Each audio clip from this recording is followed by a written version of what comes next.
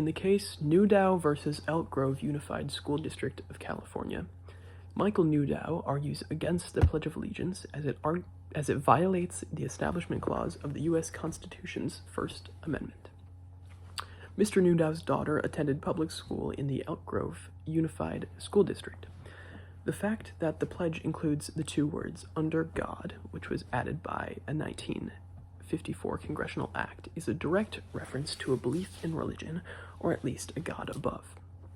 Mr. Newdow identifies as an atheist and therefore does not believe in God, therefore objects to his daughter being coerced to stand up each day and say that her father is wrong.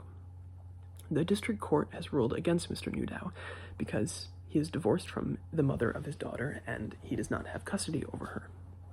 The court argues that because Newdow does not have sufficient custody of his daughter, he does not have standing in this case. This argument does not hold up because, regardless of the current state of custody, Mr. Newdow still has the right to ensure that his daughter is being raised correctly and up to his standards. The Supreme Court ruled against Mr. Newdow unanimously because of this custody argument and therefore fails to sufficiently evaluate the unconstitutional nature of the Pledge of Allegiance. The addition of "under God" to the Pledge of Allegiance was added by Congress many years ago. The state of California has also decided that it is right for all school districts to begin the day with the pledge, and the District of Elk Grove has continued to use these words in the pledge each day. The inclusion of "under God" in the pledge is backed up by 3 consecutive levels of government involvement. If the pledge was enforced by one specific teacher, then it would not classify as a violation of the Constitution, but because both Congress and the state of California have backed up the chosen verbiage, the government is directly endorsing religious belief over atheism, a direct violation of the separation of church and state, as well as a discrimination against those who do not believe in God. The court also makes the argument that because the students are not forced to recite the pledge, that the argument against it does not matter. However, this is just incorrect.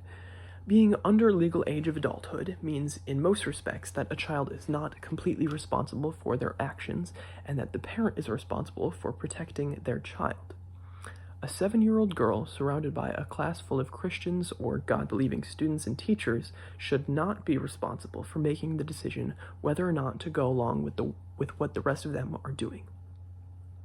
There's a reason that parents are regarded as responsible for their children, and this is because children are not old enough to make decisions for themselves. The court argues that Mr. Newdow does not have standing in this case, both because he does not have custody and because his daughter is not technically forced to recite the pledge. It seems to me that the court simply likes enforcing the religiosity of the U.S. Pledge of Allegiance and will come up with excuses not to admit that they are wrong.